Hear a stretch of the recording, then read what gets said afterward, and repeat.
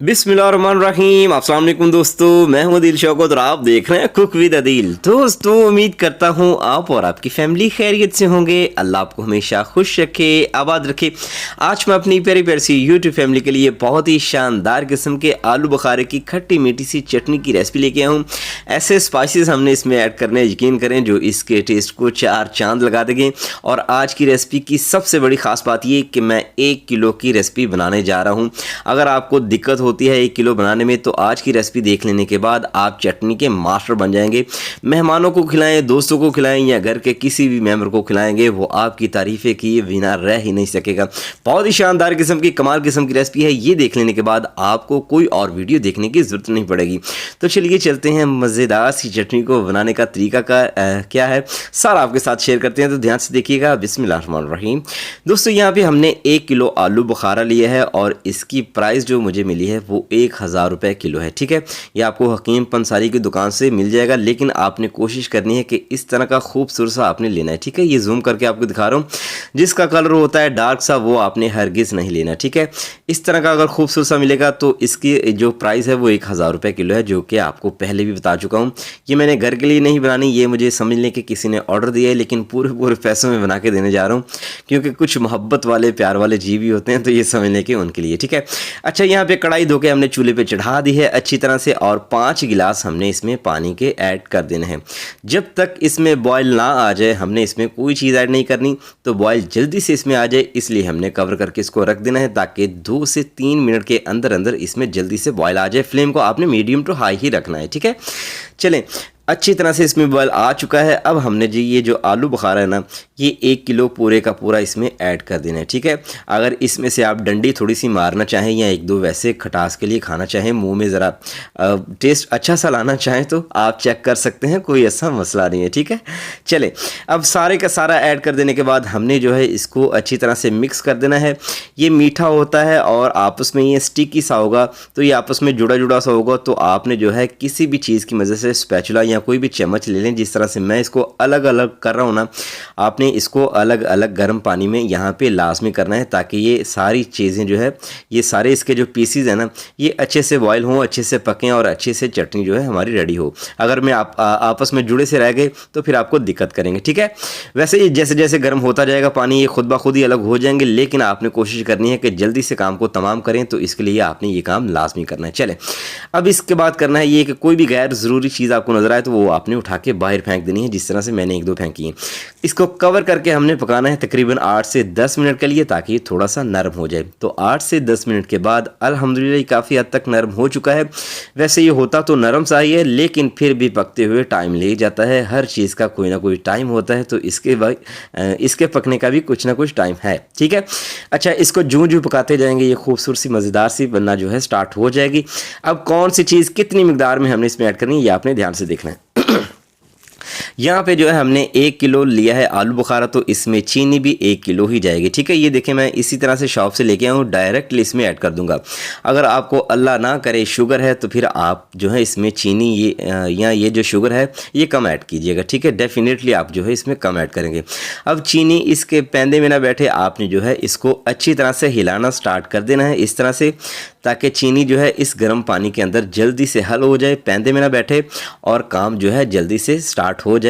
जो चीनी पिघलती जाएगी, इसमें पानी मज़ीद आपको नज़र आएगा, और उसके बाद जो है चीनी गाढ़ी होना स्टार्ट हो जाएगी, और इसका कलर भी आप देखेंगे कि चेंज होना स्टार्ट हो जाएगा। हमने कोई फूड कलर इसमें ऐड नहीं करना, क्योंकि लोग जो है इसमें जेली सा फूड कलर ऐड करके इस चटनी का बेड़ा गर्क कर देते हैं।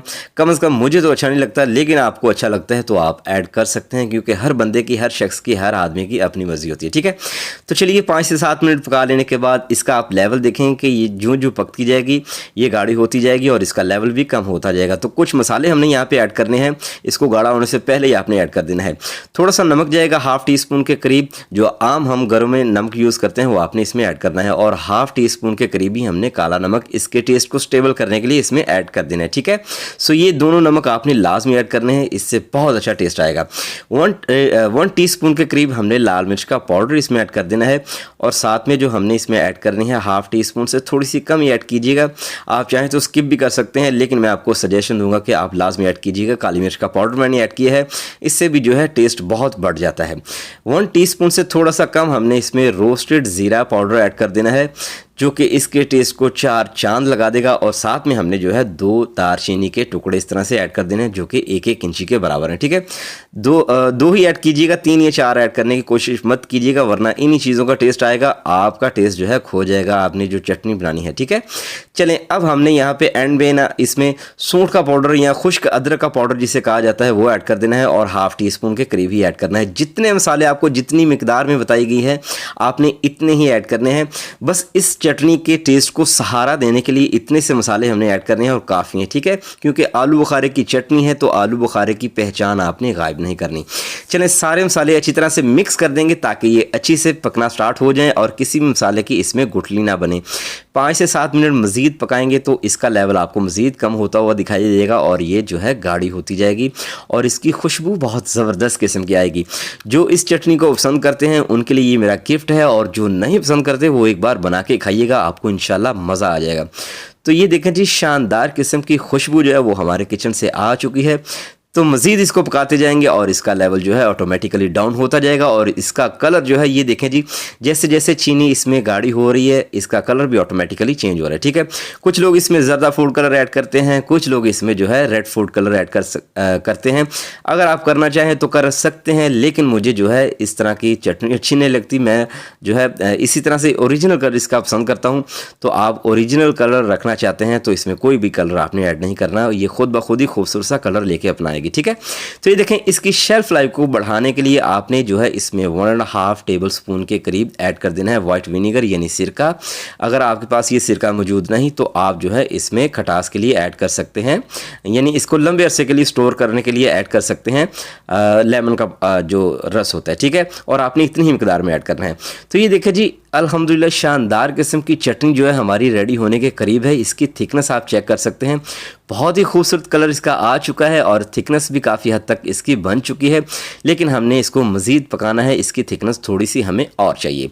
तो ये देखें 20 से 25 बादाम थे जिनको मैंने आधा घंटा पहले भिगो के रखा है गर्म पानी में और इसके जो छिलके हैं उसको उतार के मैंने इसको 2 पार्ट में डिवाइड किया है और अच्छी तरह से हमने जो है इसमें ऐड कर देना है।